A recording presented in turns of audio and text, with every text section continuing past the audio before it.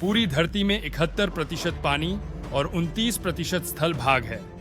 समंदर वाला भाग इतना विशाल है जिसकी हम कल्पना भी नहीं कर सकते, और इसी विशालकाय समंदर के अंदर हजारों रहस्य हैं जिनके बारे में हमें पूरी तरह पता भी नहीं है। इन्हीं सभी रहस्यों में से एक कहानी है टाइटैनिक जहाज की। टाइटैनिक जहाज को लेकर हमेशा से यही कहा जाता था कि वह कभी नहीं डूब सकता, लेकिन फिर भी वह डूब गया। 15 अप्रैल 1912 को यह विशालकाय जहाज डूबा था।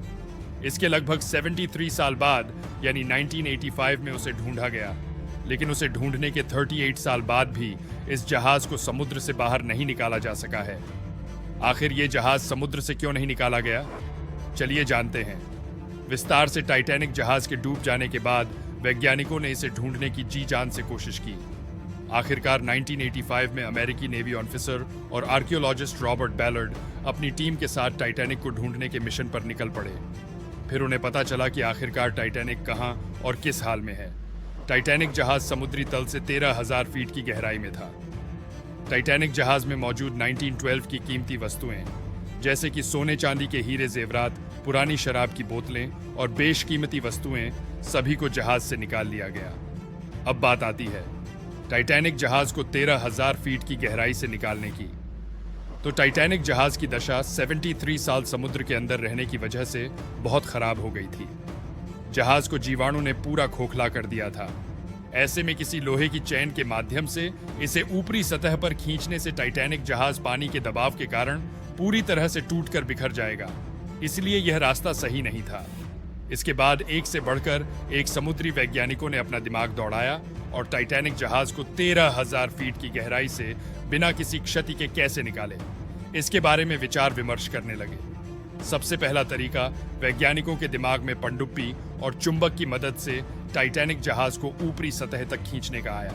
मगर यह जितना सुनने में आसान था, उससे कहीं ज्यादा इसे उपयोग में लाना मुश्किल था, क्योंकि टाइटैनिक जहाज का कुल वजन 1.43 लाख टन था और 13,000 फीट की गहराई में भी था, जिसकी वजह से इसका कुल वजन 2 गुना बढ़ चुका था। इतनी गहराई में सिर्फ 1 स्क्वायर सेंटीमीटर को निकालने में ही 392 न्यूटन का बल चाहिए था। उस वक्त के दौर में इतने शक्तिशाली ना तो पनडुब्बी हुआ करते थे और ना ही इतनी शक्तिशाली चुंबकें हुआ करती थी। इसलिए उस वक्त के दौर में इस मिशन को कुछ समय के लिए स्थगित कर दिया गया। मगर वैज्ञानिक कहां हार मानने वाले थे। कुछ वैज्ञानिकों का मानना था कि टाइटैनिक जहाज के अंदर पिंग पोंग गेंद पूरी तरह से भर दिया जाए, जिसके बाद टाइटैनिक जहाज समुद्री तल पर अपने आप पिंग पोंग गेंद की मदद से ऊपर आ जाएगा। मगर यह मिशन फेल हो गया, क्योंकि 13,000 फीट की गहराई में पिंग पोंग गेंद पानी के दबाव के कारण फट जा रही थी। इसके बाद फिर एक समय के लिए हीलियम बलून के इस्तेमाल के बारे में सोचा गया, मगर पानी की इतनी गहराई में उसे पंप करना लगभग नामुमकिन था और यह मिशन बंद करना पड़ा। इसके बाद एक समुद्री वैज्ञानिक आर्थर हिकी ने यह भी सुझाव दिया कि क्यों ना टाइटैनिक जहाज को एक बर्फ के ढांचे में तब्दील कर दें, क्योंकि बर्फ का घनत्व पानी के घनत्व के मुकाबले हल्का होता है। इसी वजह से बर्फ पानी की सतह पर तैरता है।